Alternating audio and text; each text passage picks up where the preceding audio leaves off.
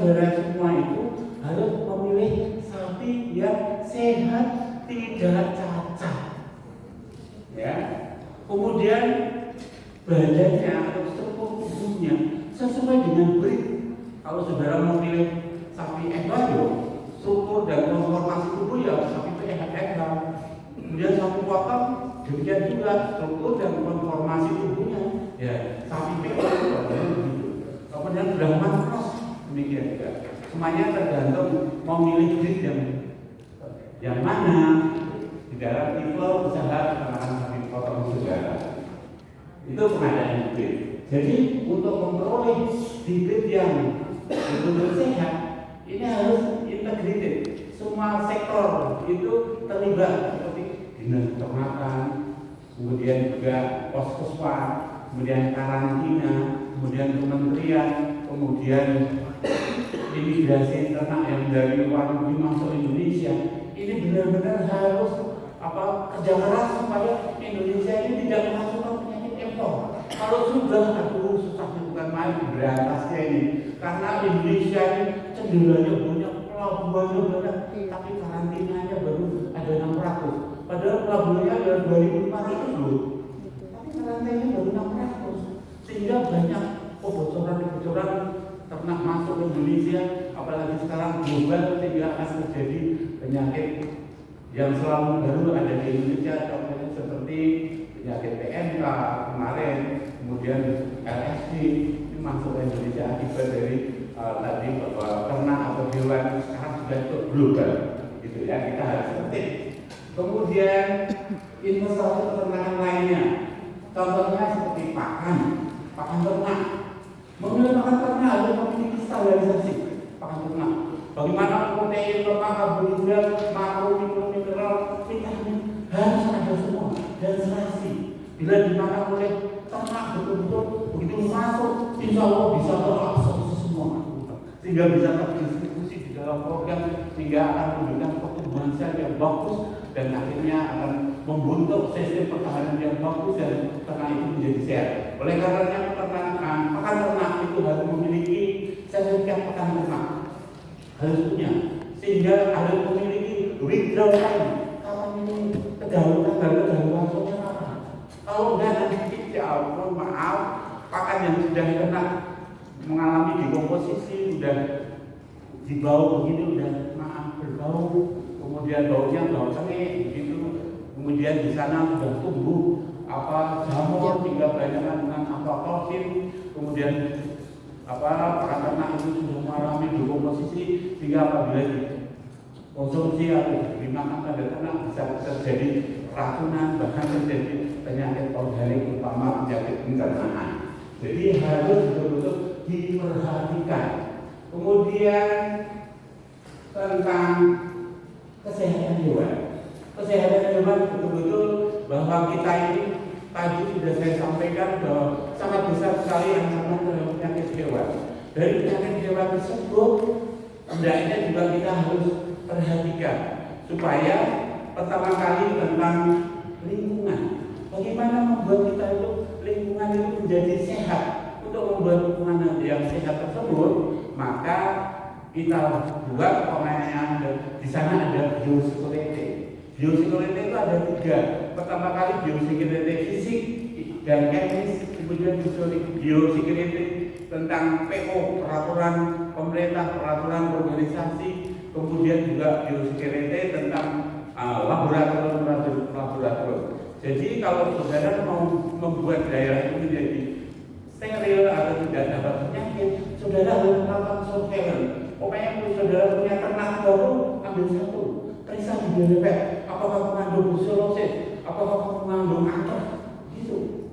Oh negatif, saudara udah ayam, nanti reproduksinya jadi makmur ya Pak ya, karena nggak ada brucellosis. Kemudian juga antraks juga kemudian juga sekarang ini sedang dalam periode pengendalian penyakit PMK dan LSD.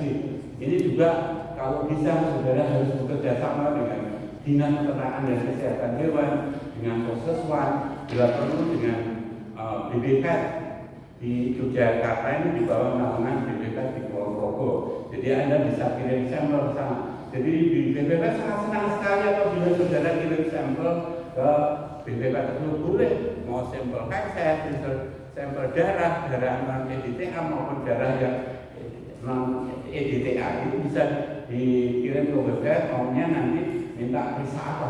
BPP sangat senang sekali sehingga nanti bisa terdeteksi ada penyakit di lingkungan tersebut.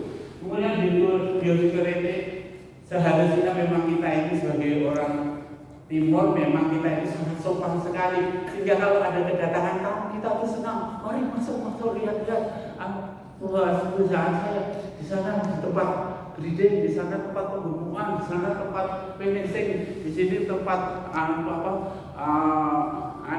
pedetan gitu. Oh ditonton semua. Padahal maaf dari luar ya yang masuk ke dalam suatu peternakan tersebut mungkin perhatian terhadap higienisitasnya kurang gitu. Jadi harus diperhatikan. Dan bila perlu di perusahaan itu nanti akan membuat kolam untuk penyeberangan masuk ke layout dari suatu perusahaan tersebut, kemudian diberi pakaian, kemudian diberi alat sepatu khusus dari perusahaan tersebut, kemudian harus melewati penyemprotan bahan kimia bahan untuk menghapus hambatan dari hindaran terhadap penyakit dari luar. Jika kita bisa masuk itu, kita sendiri tidak akan mencemari layout daerah kandang tersebut. Harapannya begitu. Kemudian dari kesehatan juga. Di dalam suatu perusahaan itu sering terjadi banyak penyakit, tetapi mungkin penyakit menular tidak ada karena tadi sudah diperiksa secara sampling, secara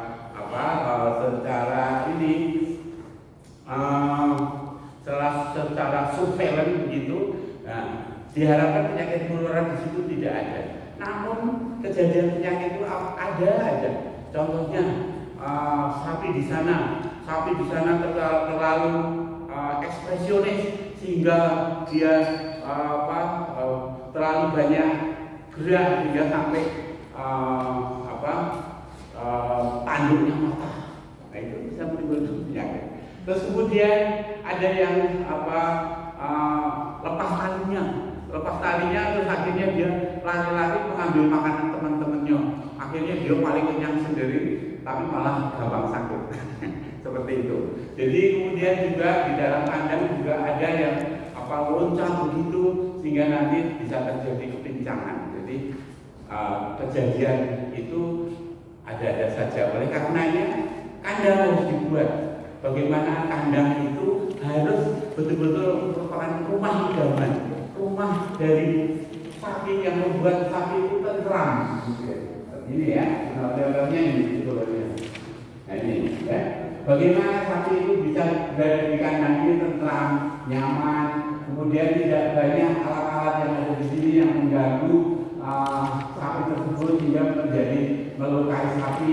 Jadi ini ada lantai kandang, kemudian di sini ada tempat pengumpulan kotoran. Mestinya ini tidak ada garis yang membuat tanjakan dada gitu, sehingga nanti sapinya bisa bisa kesleo atau terjadi dislokasi hip joint gitu ya.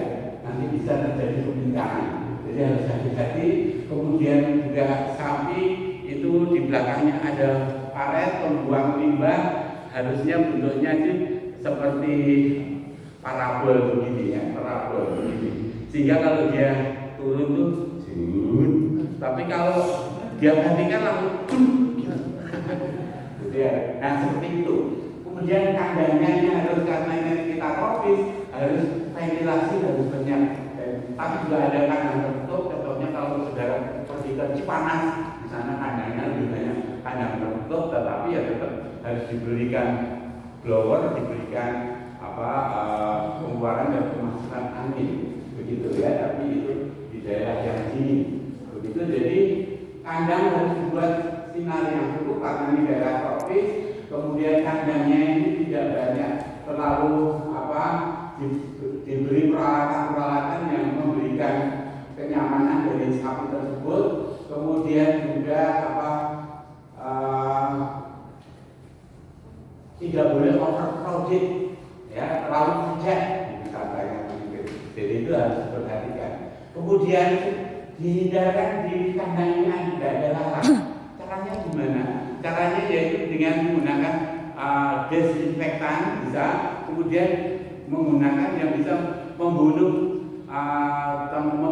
lalat contohnya, atau bisa membunuh serangga. Bisa kalau contohnya sebenarnya tadi koreng itu biasanya disemprot di sana, ya kan? Nah, dia mempunyai 3 fungsi. Pertama membunuh bakteri, yang kedua membunuh serangga, kemudian yang ketiga bisa membunuh jamur. Contohnya seperti itu. Kemudian juga perlu dengan menggunakan obat-obatan, contohnya menggunakan formalin konsentrasi rendah, contohnya. Dia bisa membunuh bakteri sehingga nanti harapannya contohnya seperti virus tidak akan mati. Konsentrasi formalin cukup hanya 7,5% sampai 6%. Itu bisa digunakan untuk membunuh, tetapi tidak mencemari pakannya, contohnya seperti itu. Ya. Kemudian nanti kandang bisa disemprot dengan larutan kaporit juga bisa, begitu. Itu untuk meniadakan lalat, meniadakan bakteri, sehingga betul-betul kandang tersebut menjadi bebas dari penyakit. Harapannya begitu. Kemudian tentang keperawatan itu harus disiplin. Jadinya pekerja-pekerja di sana diharapkan seperti tentara. Pagi bangun, contohnya kalau itu sapi perah, contohnya nih, 4:30 itu sudah mulai memandikan daerah organ yang akan diperah. Kemudian setelah itu baru memerah, setelah memerah, terus kemudian masukkan ke dalam cooling unit. Setelah di cooling unit dibuat dikemas. Setelah dikemas